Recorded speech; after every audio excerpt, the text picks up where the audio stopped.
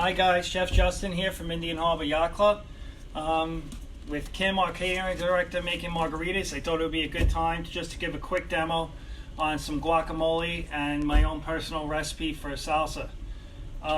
As anybody knows, this morning I went out to buy avocados. It was a little hard finding a ripe avocado these days during the crisis, but here they are right here. Right here we have some. I already took the liberty of mashing some up already. But let me show you a little trick how to get the nut out and how to cut the avocado. Basically you need a sharp knife like this, and just go around the nut.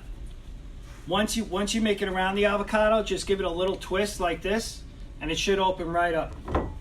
Once you have it like this, the best thing to do is take the butt of your knife, put it on the nut, and just give it a little twist. You might struggle a little bit, but there it is, it'll come right out. Once you have the nut out, another good trick is just to take a spoon. If the avocado's perfect and perfectly ripe, this is a very easy thing to do. This one's not that bad, but you just run the spoon down the avocado like this, and it should come right out. The other trick is too, when it's really ripe, you could just take your knife, make sure not to cut your hand, and just dice it up right inside the skin like this, and drop it into the bowl.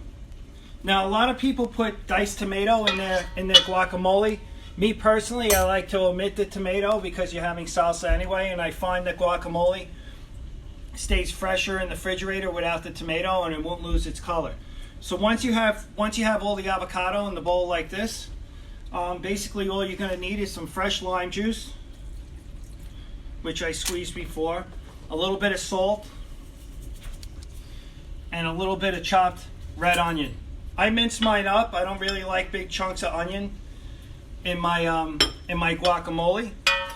And the other thing that needs to go in here is a little bit of cilantro. Now, if you don't like cilantro, like for example, my wife hates cilantro, we make this at home with flat Italian parsley, and it comes out just as nice.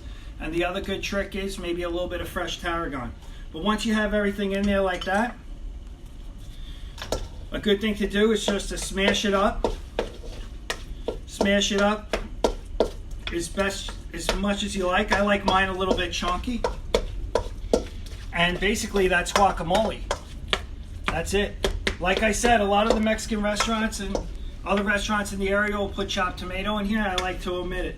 So once you have the guacamole done, you can let that sit on the side for at least 24 hours with no issues. If it gets a little brown on top, you could just scrape off the top and it's still good. So if you're having a party at home, or you're going to use this the day before Cinco de Mayo, you can make it in advance. Now the salsa is very easy, okay? The salsa here, we have cilantro, red onion, chopped tomato, and over here is the insides of the tomato, some tomatillos, and some dried chilies. Now these dried chilies, you can use fresh jalapeno if you like, or a Fresno pepper. These dried chilies will be in the supermarket or any international supermarket in the area, and they're fairly cheap. To be honest with you, they're going to be selling them in these huge bags. You only need like 1 or 2, it will last you a lifetime at your house. But basically, all that is pureed in here.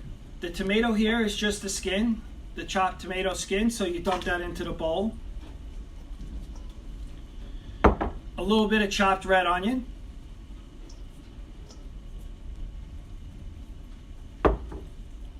And the next one is a little bit of cilantro. Once you have that all mixed together, I like to add a little bit of good high quality olive oil. Just a touch. Now at this stage here, a little bit of salt of course. At this stage here, this is pico de gallo. Okay, this is like what you would find on top of the fish tacos that we serve here at the club, or on a tostada or something like that. But we want salsa, right? So that's where this comes into play. This is basically tomatillos and the inside of the tomatoes that you chop the skin. So you just pour a little bit of this in there. A little bit more salt.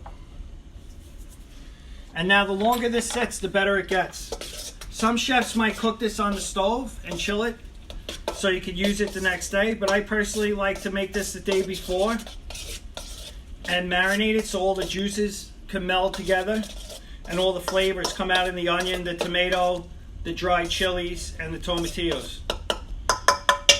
In this mixture already, I have a little bit of lime juice already, but I'm going to put a touch more. If you don't like lime juice, you can use fresh lemon.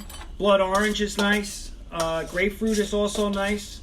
And basically, you can make this as wet as you like. I'm going to add a little bit more.